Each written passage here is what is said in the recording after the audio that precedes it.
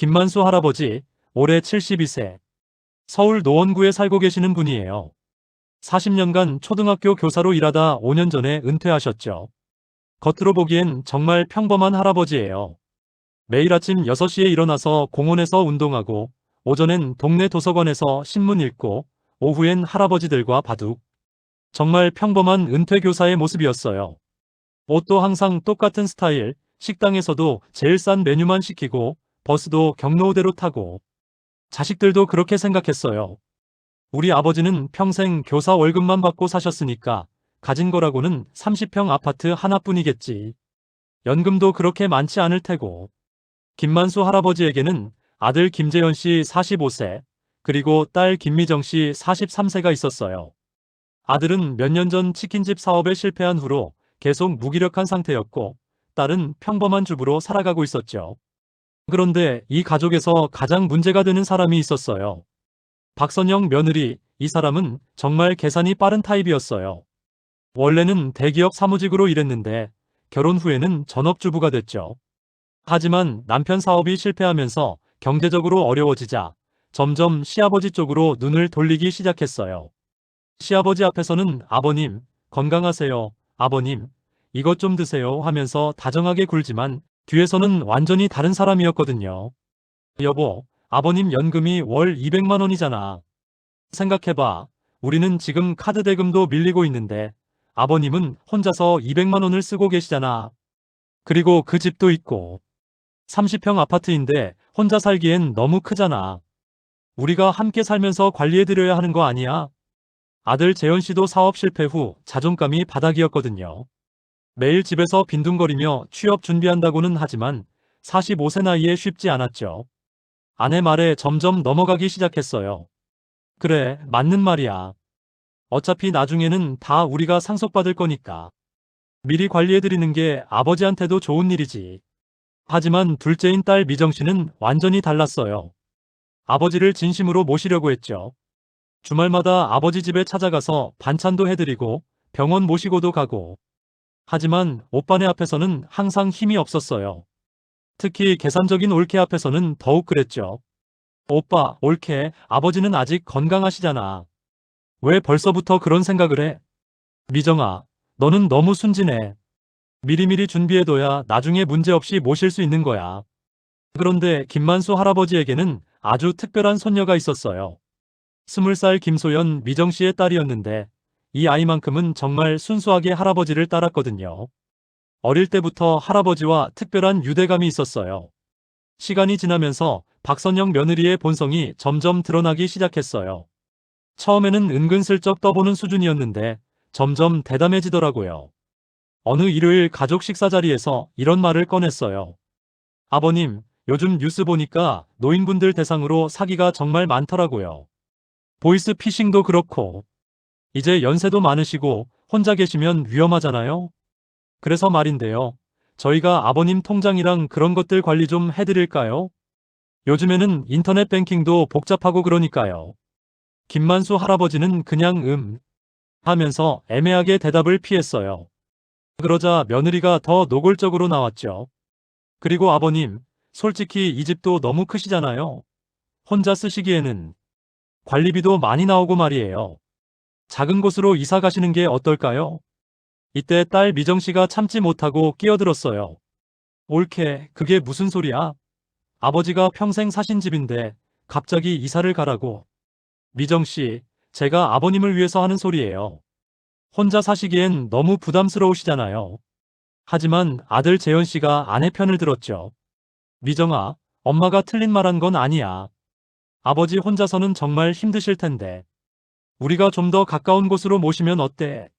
할아버지는 그저 조용히 듣고만 계셨어요. 하지만 그 눈빛에는 무언가 복잡한 감정이 스쳐 지나갔죠. 그날 밤, 할아버지는 우연히 아들과 며느리의 대화를 들었어요. 거실에서 나누는 대화였는데 목소리가 좀 컸거든요. 여보, 아버님 통장 비밀번호만 알아내면 되는 거 아니야?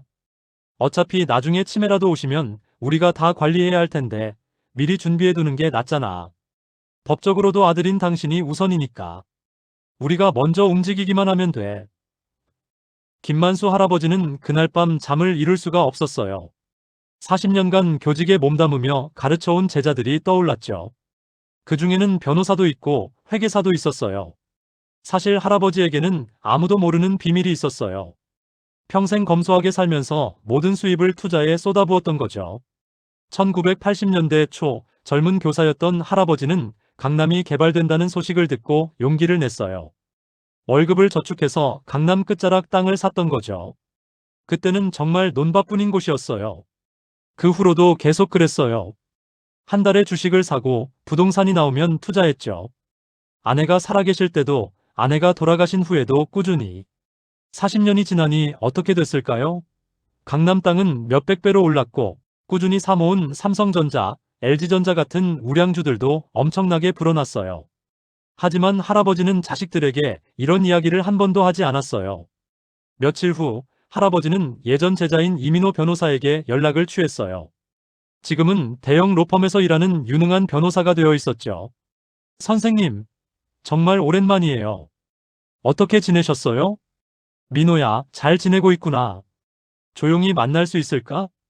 며칠 후 조용한 카페에서 만난 이민호 변호사는 할아버지의 이야기를 듣고 깜짝 놀랐어요. 선생님, 이런 일이 있으셨다니. 정말 속상하시겠어요. 민호야, 그런데 혹시 선생님이 가지고 있는 자산이 얼마나 되는지 알고 싶어서. 할아버지가 가방에서 서류 뭉치를 꺼내 보여주었어요. 변호사의 눈이 점점 커졌죠. 선생님, 이게 정말 선생님 것 맞나요? 이 부동산 등기부등본들, 그리고 이 주식 계좌 잔고들. 알고 보니 김만수 할아버지는 시가로 따져 약 60억 원 정도의 재산을 가지고 있었던 거예요. 강남 한복판 상가 건물 2채, 아파트 3채, 그리고 40년간 꾸준히 사모은 우량주까지. 민호야, 나는 평생 이런 걸 자랑하려고 모은 게 아니야. 자식들에게 물려주려고 했는데, 이제 누가 진짜 나를 걱정하는지, 돈을 걱정하는지 확인할 때가 온 것 같아. 할아버지는 변호사와 함께 아주 치밀한 계획을 세웠어요. 일단 모든 재산을 가족 신탁을 통해 손녀 소연이 앞으로 이관해두고 자신은 치매 초기 증상이 있는 것처럼 연기하기로 했죠. 선생님, 정말 괜찮으시겠어요? 치매 연기라는 게 쉽지 않은데. 연기 정도는 할 수 있어. 며칠 후부터 할아버지의 모습이 서서히 달라지기 시작했어요. 내가 뭐 하려고 했더라. 아, 맞다. 약 먹으려고 했지. 이런 식으로 가벼운 건망증 증세를 보이기 시작했어요. 처음에는 딸 미정씨가 걱정하며 다가왔어요. 아버지, 괜찮으세요? 요즘 깜빡깜빡 하시는 게 좀 늘었는데. 아, 그냥 나이 들어서 그런가 보다. 별일 아니야. 하지만 아들과 며느리의 반응은 달랐어요. 며느리는 속으로 기뻐하고 있었거든요. 여보, 아버님이 요즘 건망증이 좀 심해지시는 것 같지 않아? 그러게. 나이 드시니까 그런가 보네. 할아버지가 치매에 걸리면 자신들이 모든 걸 관리할 명분이 생긴다고 생각한 거죠. 시간이 지나면서 할아버지의 증상은 점점 심해졌어요. 처음에는 딸 미정씨가 깜짝 놀라며 큰 병원에 모시고 가려 했어요. 하지만 아들과 며느리가 말렸죠. 너무 예민하게 굴지 마. 나이 들면 누구나 다 그런 거야. 괜히 큰 병원 가서 검사 받으면 병원비만 나와. 집에서 우리가 잘 돌봐드리면 돼. 사실 이들은 속으로 좋아하고 있었어요. 할아버지가 치매 진단을 받으면 법적으로 무능력자가 되고 그럼 자신들이 모든 재산을 관리할 수 있게 되니까요. 시간이 지날수록 아들과 며느리는 점점 더 노골적으로 변했어요. 할아버지가 치매라고 확신하기 시작하니까 아예 대놓고 이야기하기 시작한 거죠. 며느리는 더욱 적극적으로 나오기 시작했어요. 할아버지 앞에서 이런 말을 서슴없이 했거든요. 아버님, 이거 좀 도장 찍어주세요. 은행 업무 처리하려고 하는데요. 이건 뭔가요? 요즘 금리가 좋은 상품으로 바꿔드리려고요. 할아버지는 일부러 멍한 표정으로 도장을 찍어줬어요.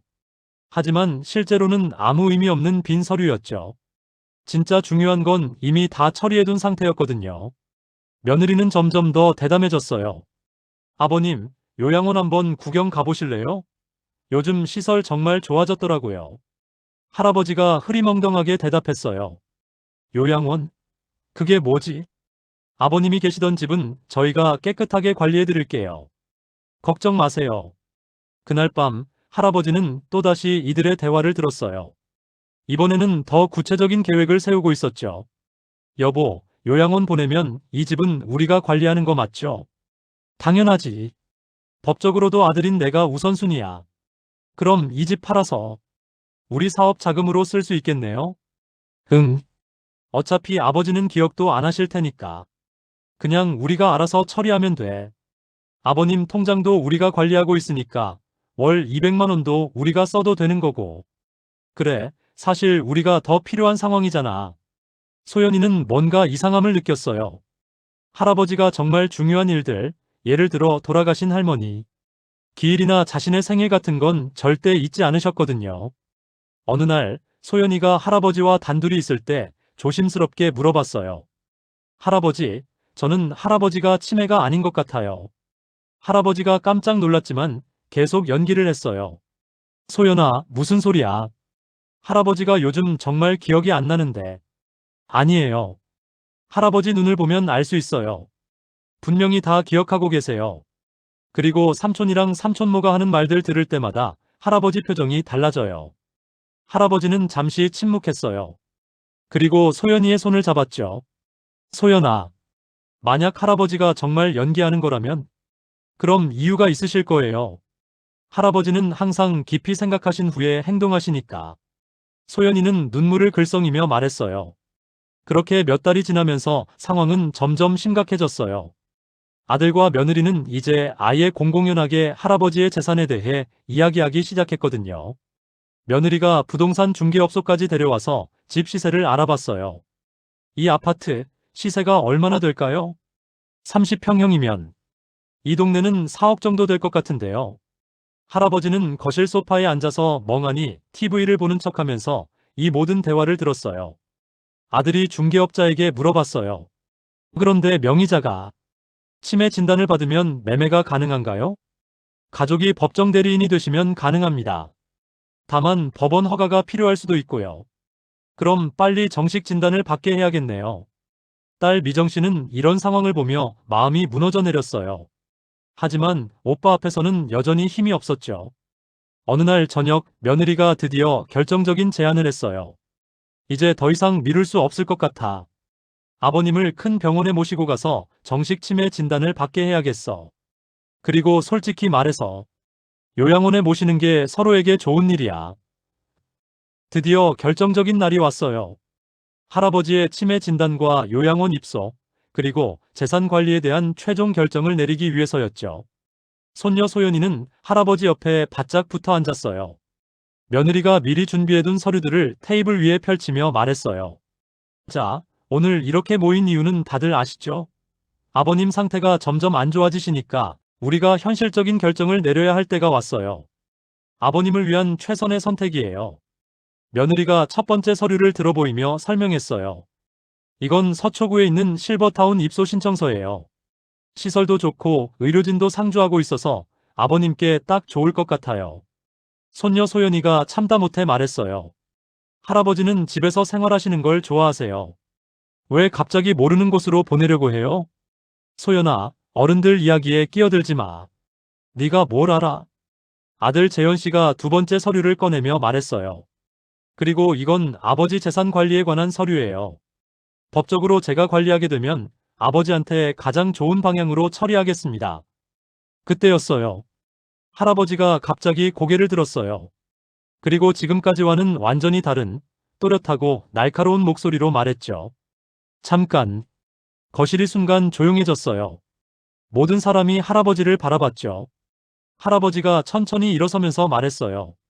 재현아, 선영아, 그리고 미정아, 소연아, 내가 할 말이 있다. 아들이 당황하며 말했어요. 아버지. 갑자기 왜 그러세요? 컨디션이 좀 좋으신가 보네요. 할아버지의 눈이 완전히 달라져 있었어요. 지금까지의 흐리멍덩한 모습은 온데간데 없고 40년간 교단에 섰던 선생님의 카리스마가 느껴졌죠. 재현아, 내가 치매인 줄 알았지? 며느리가 벌떡 일어나며 말했어요. 뭐라고요? 아버님, 지금 무슨 말씀을? 응, 미안하다. 지금까지 연기였어. 너희들이 뭘 하는지 다 지켜보고 있었거든. 거실의 공기가 얼어붙었어요. 며느리는 얼굴이 새하얘져서 말을 잇지 못했고 아들은 입을 벌린 채 아버지를 바라보기만 했죠. 재현아, 너는 내가 가난한 줄 알았지? 평생 교사 월급만 받고 살아서 가진 게 이 아파트 하나뿐이라고 생각했지? 할아버지가 소파 뒤에 숨겨둔 가방을 꺼냈어요. 그 안에서 두꺼운 서류 봉투를 꺼내더군요. 이걸 한번 봐라. 서류를 테이블 위에 펼쳐놓자 아들과 며느리의 얼굴이 점점 창백해졌어요. 거기에는 믿을 수 없는 규모의 부동산 등기 부등본들과 주식 계좌 내역들이 있었거든요. 강남역 앞 상가 건물 2채, 분당 정자동 아파트 3채, 그리고 여의도에 오피스텔 5채, 그리고 40년간 꾸준히 사모은 삼성전자, LG전자, SK하이닉스 주식들. 며느리가 손을 떨며 서류를 집어들었어요. 이게 정말 아버님 것이에요? 이 액수가. 이게 진짜 맞나요? 그래. 시가로 따지면 한 60억 정도 될 거야. 아버지. 그럼 아버지가 부자셨다는 거예요? 왜 지금까지 말씀을 안 해주셨어요? 할아버지가 차갑게 대답했어요. 왜 말을 안 했냐고. 너희들이 내 돈을 보고 접근하는 게 아니라 진짜 나라는 사람을 사랑하는지 확인하고 싶었거든. 며느리가 다급하게 말했어요. 아버님. 저희는 정말 아버님을 사랑해서. 사랑한다고. 그럼 지금까지 너희가 한 말들을 한번 들어볼까? 할아버지가 휴대폰을 꺼냈어요. 그리고 재생 버튼을 눌렀죠. 휴대폰에서 며느리와 아들의 목소리가 또렷하게 나왔어요. 어차피 아버님은 치매시니까 모르실 거야. 이 집 팔아서 우리 사업 자금으로 쓰자. 요양원 보내고 우리가 통장 관리하면 되는 거 아니야? 아버님한테는 요양원에서 밥 나오고 잘 곳 있으면 되는 거고. 녹음 파일이 재생되는 동안 거실은 정적이었어요. 딸 미정 씨는 눈물을 글썽이고 있었고 손녀 소연이는 할아버지 손을 꼭 잡고 있었죠. 며느리가 얼굴이 새하얘져서 변명했어요. 아버님. 그건 그런 뜻이 아니라 정말 아버님을 위해서, 나를 위해서 60억을 가진 사람을 요양원에 보내는 게 나를 위해서라고. 아들이 무릎을 꿇으며 매달렸어요. 아버지, 제발. 저는 정말 아버지를 사랑해요. 재현아, 나도 너를 사랑해. 하지만 사랑과 신뢰는 다른 거야. 너는 나를 치매 환자로 취급하며 내 재산만 노렸어. 그게 사랑이냐? 그때 현관 초인종이 울렸어요. 할아버지가 미리 연락해둔 이민호 변호사와 경찰관 2명이 들어왔어요. 실례합니다. 김재현 씨, 박선영 씨 맞으십니까? 경찰관이 공식적인 어조로 말했어요. 친족 간 사기 미수 혐의와 무능력자 이용 재산 피해 시도 혐의로 조사를 받으셔야겠습니다. 며느리가 경황이 없이 소리쳤어요. 아니에요. 저희는 그런 게 아니라 정말 시아버님을 위해서 한 거예요. 이민호 변호사가 서류를 꺼내며 설명했어요. 김만수 선생님께서 이미 몇 달 전부터 모든 증거를 수집해 두셨습니다. 녹음 파일, 서류 위조 시도 증거, 그리고 치매라고 속이며 재산을 관리하려 한 시도까지. 모든 게 법적으로 충분히 처벌 가능한 사안입니다. 재현아, 기회는 이미 몇 달 동안 줬어. 그 기간 동안 너희는 어떻게 행동했지? 나를 치매 환자 취급하며 재산을 빼돌릴 계획만 세웠잖아. 며느리가 마지막으로 소리쳤어요. 시아버님, 정말 이럴 거예요? 저희는 가족인데. 할아버지가 냉정하게 대답했어요. 가족이라고? 가족이 서로를 이용하고 속이나? 진짜 가족은 어려울 때 서로를 지켜주는 사람들이야. 그리고 딸 미정 씨와 손녀 소연이를 바라보며 말했어요. 미정아, 소연아, 너희가 내 진짜 가족이야. 변호사가 추가로 설명했어요. 그리고 김만수 선생님의 모든 재산은 이미 적법하게 손녀분 앞으로 가족 신탁이 완료된 상태입니다. 치매 연기를 시작하기 전에 이미 정신이 온전한 상태에서 처리해 두셨거든요. 2달 후 김만수 할아버지는 딸 미정 씨와 손녀 소연이와 함께 강남에 있는 새 집으로 이사했어요. 할아버지가 소유하고 있던 건물 중 하나를 개조해서 3세대가 함께 살 수 있게 만든 거죠. 넓은 거실에서 할아버지와 손녀가 바둑을 두고 있을 때 소연이가 조심스럽게 물어봤어요. 할아버지, 정말 삼촌한테는 아무것도 안 주실 거예요? 할아버지가 바둑돌을 놓으며 대답했어요. 소연아, 할아버지가 냉정한 것 같니? 아니요. 하지만 삼촌도 할아버지 아들인데. 소연아, 사람은 스스로 선택한 길에 대해 책임을 져야 해. 삼촌은 할아버지를 돈으로만 봤어. 그런 사람에게 큰 돈을 주면 더 큰 불행이 될 뿐이야. 딸 미정씨가 차를 가져오며 말했어요. 아버지, 그래도 오빠가 정말 반성하는 것 같던데 너무 마음이 아파요. 미정아, 너는 정말 착한 아이야. 하지만 가끔은 착한 것만으로는 안 돼. 옳고 그름을 분별할 줄 알아야 해. 할아버지가 창밖을 바라보며 계속 말했어요. 내가 이번 일로 깨달은 게 있어. 진짜 가족은 피로 연결되는 게 아니라 마음으로 만들어지는 거야. 너희 둘처럼 진심으로 서로를 걱정하고 사랑하는 사람들이 진짜 가족이지. 60억 재산, 완벽한 연기, 그리고 마지막 반전까지. 김만수 할아버지가 보여준 것은 단순한 복수가 아닙니다. 이것은 진정한 가족 사랑에 대한 장대한 서사시였습니다. 가족의 진정한 의미를 다시 한번 깨닫게 해준 감동적인 이야기, 이것이 바로 대한민국 어르신들의 진짜 힘입니다. 겉으로는 평범해 보이지만 40년 인생 경험으로 쌓아온 지혜와 준비성. 자식들은 부모를 우습게 보지 말아야 하며 세상에서 가장 무서운 것은 모든 걸 각오한 부모의 마지막 결심입니다.